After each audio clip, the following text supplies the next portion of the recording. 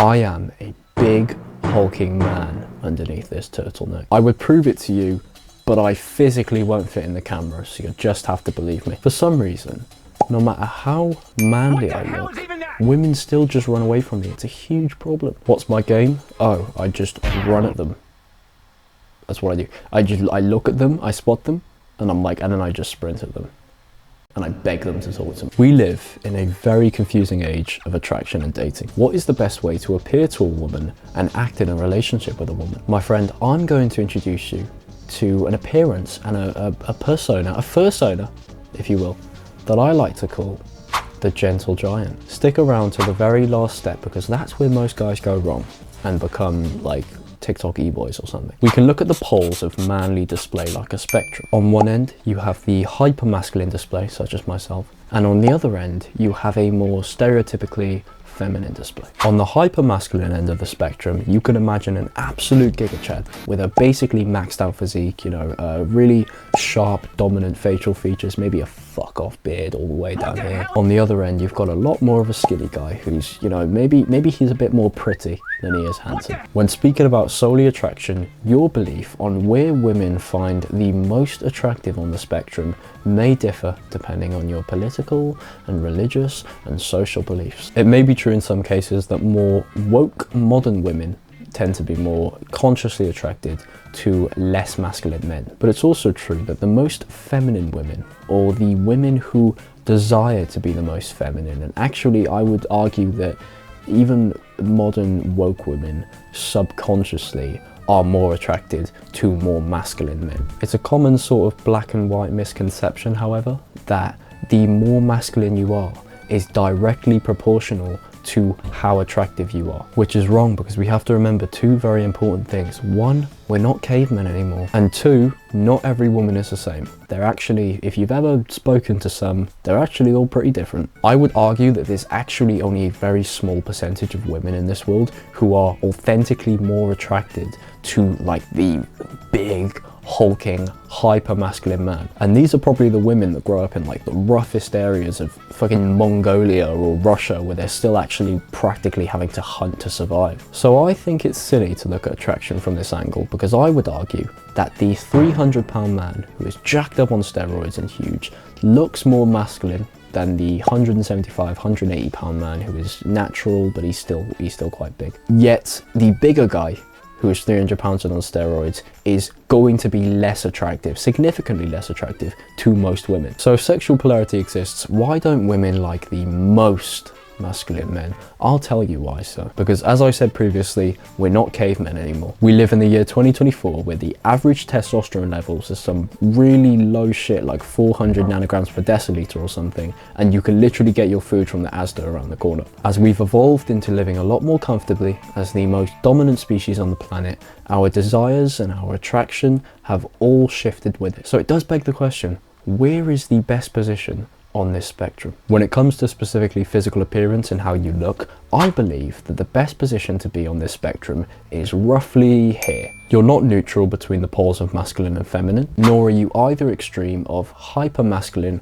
or soy boy feminine. You're majority masculine, but you're not big, hulking, killing tigers with your bare hands kind of masculine. I believe this is the sweet spot for most men, and is certainly the apparel that gets the most success with women. When you look at guys like Mike Thurston and Chris Williamson and Iman Gatsi, and you compare them to, you know, more masculine looking guys like Liver King or something, which one do you think has more success with women? Which one do you think is more attractive? So then, Mr. Man on the YouTube video, seeing as you know it all, how should we behave and act then? I'm going to tell you right now, actually, is what I'm going to do. It's difficult to define masculine qualities, because a lot of people think that it's just being tough and dominant, which I certainly do think is important, but I do believe that being masculine is so much more than that. Some of the most important traits of a masculine man are integrity, meaning you're a man of your word and you constantly avoid letting the people that you love down. Reliability, meaning the people in your life can rely on you, whether it comes to financial provision or integrity. Discipline, meaning you have self-control and the ability to do what you need to do regardless of how you feel. And courage, just meaning that you're brave and you can stand up for and protect yourself and your loved ones in your authentic opinions and beliefs. I would argue those traits are a lot more masculine than they are feminine. But if it were as easy and as simple as just trying to be the most masculine as possible and neglecting all of the feminine traits, well then we'd all be emotionless warriors. The gentle giant position within this spectrum is the position where you are majority masculine, but you're not hyper masculine, and you attain some, emphasis on the some, controlled, double emphasis on the controlled, feminine attributes to sort of balance it out a little bit. Before we continue with this absolutely astounding video, I have a YouTube channel, and it's actually, hold on, if my calculations are correct, wait, let me do them. It's actually the one you're watching right now. Coincidentally, very weird, I know. Consider supporting me with a like or a subscribe if you like this kind of content and you want to continue improving the quality of your life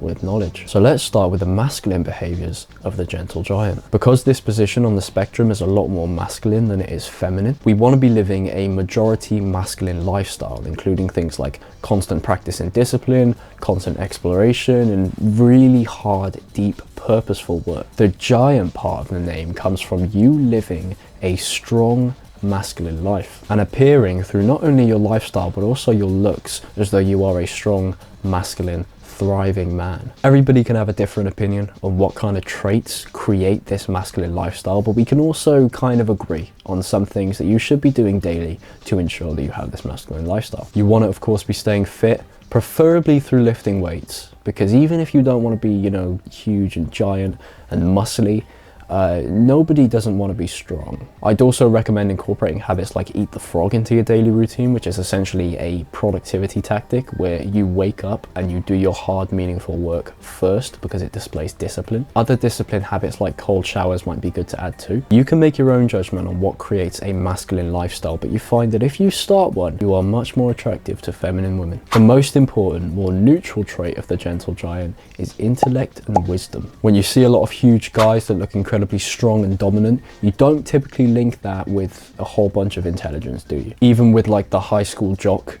you know, who's not incredibly huge but he's still quite fit and, you know, he's good looking bloke, you don't typically link him with being incredibly smart. You can already imagine just how much easier life would be if you looked and appeared big, and then as soon as you started speaking to people, you articulated your words and you were very intellectual, very intelligent. Easy. Here's where the gentle part of the label comes in. What I would say pushes this position away from hypermasculine, you know, just a little bit below that, is the effort and knowledge into emotional intelligence and love. This is something that a lot of wedge alpha males neglect, but people don't realize just how attractive even a tiny bit of emotional intelligence or knowledge into how to love someone is for women, and actually any human ever. Emotional intelligence is the understanding of human emotions and the ability to control your own. Not to be mixed up with being emotional, because being emotional is having little to no control over your emotions, which is undesirable and a little bit dangerous. Women are attracted to men with emotional intelligence because women like the idea of stable monogamy. If there's one thing the feminine loves, it's stability. And stability comes in many more forms other than just financial stability. You can provide for a woman financially, of course, it's going to be attractive to her because it's a form of stability. If a man has a great understanding of emotions and control over his own, this tells a woman that the relationship with him will be healthier and more stable, ultimately easier to. Along with this, another trait that women find incredibly attractive is when a man knows how to love a woman. The best way to love a woman, believe it or not, is nowhere near what society tells you, not even close actually. The modern age is forgetting that men and women are very different, and the chivalry, dominance and protectiveness that comes with loving a woman is being forgotten with it, or more so rejected actually by the modern day. I'm going to do a guide all about this one day because I couldn't possibly fit it into just this video, but for now, do your own research, read some books. There's a whole lot of good material out there for you to learn how to love a woman. I think if we were still having to hunt animals and society wasn't as evolved as it currently is, it would be better to be hyper masculine, because you'd have to survive. But we have to remember we're in the year 2024. We can love us men. We can have, when I have children, for example, when I have lovely children, I'm going to shower them in love as they grow up, right? Because I can. I don't have to be this big hyper masculine man who has to go out and kill tigers for them. I can be present and I can love them.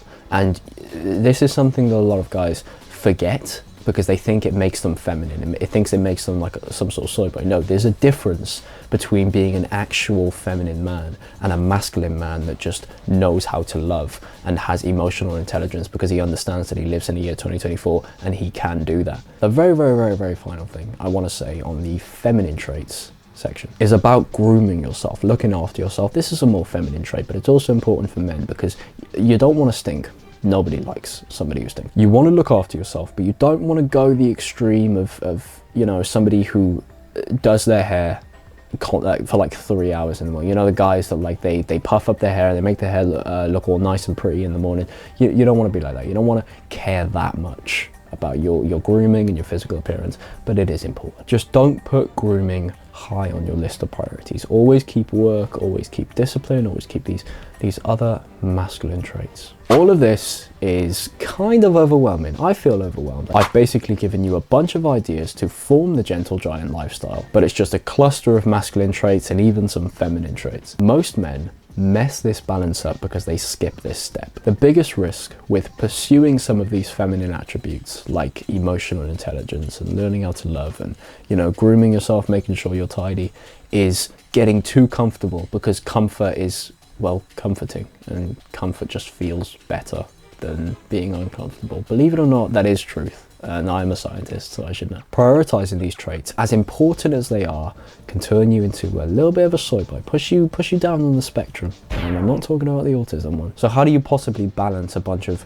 completely polarizing, completely opposite attributes? Presence, and I'm not talking about the kind that Santa Claus gives us on Christmas, because he is real. Presence is probably one of, if not the most important masculine trait. When you live a life where you're constantly practicing presence, it's almost like, now bear with me, it's almost like living life with your eyes open.